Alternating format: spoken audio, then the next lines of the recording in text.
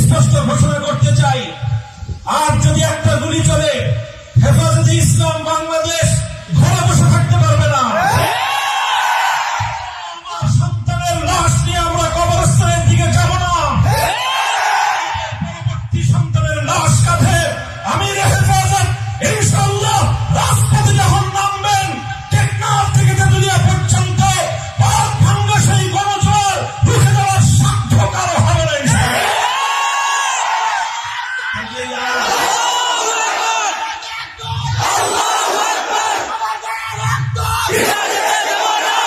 আলহামদুলিল্লাহ রাব্বিল আলামিন ওয়াসসালাতু ওয়াসসালামু আলা সাইয়্যিদিল মুরসালিন ওয়া আলা আলিহি ওয়া আসহাবিহি আজমাইন, আম্মা বা'দ। আউযু বিল্লাহি মিনাশ শাইতানির রাজীম। লাকাদ আরসালনা রুসুলানা বিল বায়্যিনাতি ওয়া আনজালনা মা'আহুমুল কিতাবা ওয়াল মিজান লিয়াকুমা আন-নাসু বিল কিসত। দুনিয়াতে আল্লাহর কোরআন এসেছে, দুনিয়াতে হযরত মুহাম্মদুর রাসূলুল্লাহ সাল্লাল্লাহু আলাইহি ওয়াসাল্লাম এসেছেন। সমস্ত নবীগণকে আল্লাহ পাঠিয়েছেন মৌলিক একটা উদ্দেশ্যে, পৃথিবীর বৈষম্যহীন এক সমাজ গড়তে। কাজে আজকে বৈষম্যের বিরুদ্ধে যে ছাত্ররা মাঠে নেমে এসেছে, যে ছাত্র জনতা, আমি মনে করি এটা আল্লাহ পাক রব্বুল আলামিনের সেই ঐতিহাসিক নির্দেশনা বাস্তবায়নের একটি পদক্ষেপ। যখন আমাদের জাতি দীর্ঘ বৈষম্যের জাতাকলে পিষ্ট হয়ে প্রতিটি ঘরে ঘরে বোবা কান্নায় গোটা দেশ একেবারে একটা কঠিন বঙ্গানির শব্দ প্রতিটি ঘর থেকে আসছিল, সেই সময়ে যখন কেউ কথা বলার সাহস পাচ্ছিল না, সেই সময়ে ছিল তরুণ ছাত্র জনতা, তারা জেগে উঠেছে বৈষম্যের বিরুদ্ধে।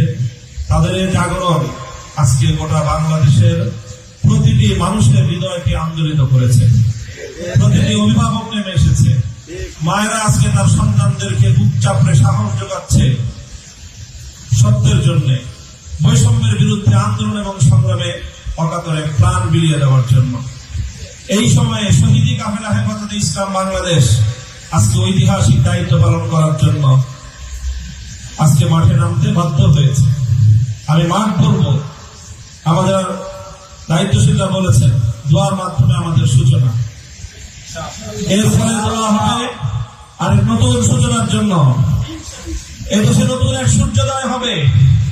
স্পষ্ট ঘোষণা করতে চাই, আর যদি একটা গুলি চলে, হেফাজতে ইসলাম বাংলাদেশ ঘরে বসে থাকতে পারবে না।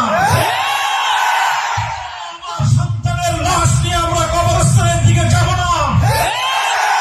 পরবর্তী সন্তানের লাশ কাঁধে আমির হেফাজত ইনশাআল্লাহ রাজপথে যখন নামবেন, টেকনাফ থেকে তেতুলিয়া পর্যন্ত পাক ভাঙ্গা সেই গণজোয়ার রুখে দেওয়ার সাধ্য কারো হবে না।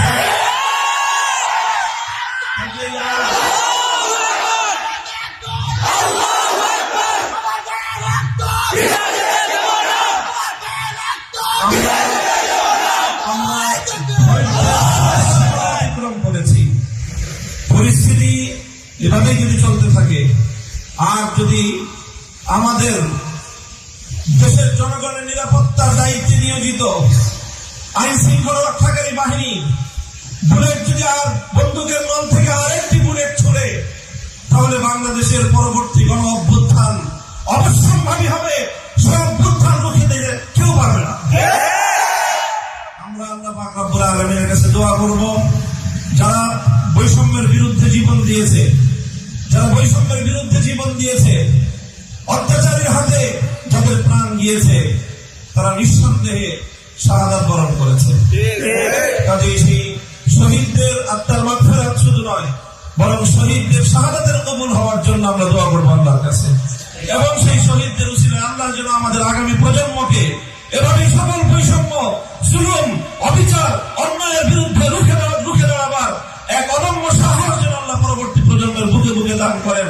সেই দোয়া ইনশাআল্লাহ আমরা করবো। আখিরু দাওয়ানা আলহামদুলিল্লাহি রাব্বিল আলামিন।